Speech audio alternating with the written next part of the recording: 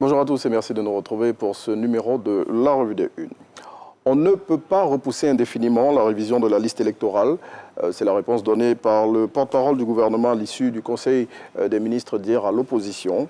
Selon le ministre de la Communication, Amadou Coulibaly, qui est cité par le quotidien Le Matin, la date de l'élection présidentielle étant connue de tous, il appartient aux acteurs politiques de prendre leurs dispositions pour être prêts.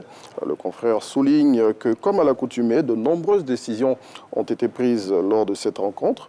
Parmi elles, il souligne notamment le limogeage de la directrice générale de la RTCI. Autre décision forte qui émane du Conseil des ministres d'hier, c'est le rabaissement à 5% du droit unique de sortie sur les exportations d'amandes de noix de cajou.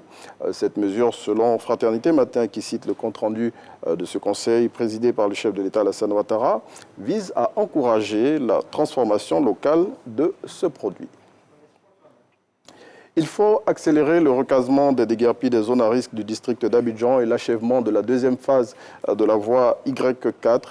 C'est la consigne donnée hier par le Premier ministre Robert Begré-Mambé à l'issue d'une visite respectivement sur le site prévu pour accueillir la population d'Éguerpi et sur le chantier de la Y4.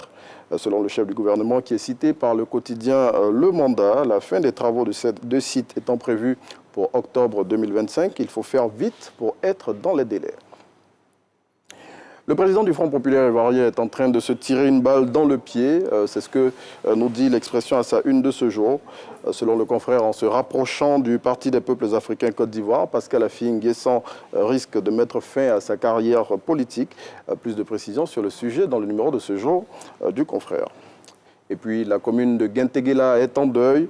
Le maire de cette localité du nord-ouest de la Côte d'Ivoire appartenant au département de Touba est décédé dans un grave accident de la circulation hier sur l'autoroute du Nord. Le jour plus revient sur les circonstances de ce drame dans son numéro de ce jour. On s'arrête ici pour ce numéro de la Revue des Unes. Merci beaucoup.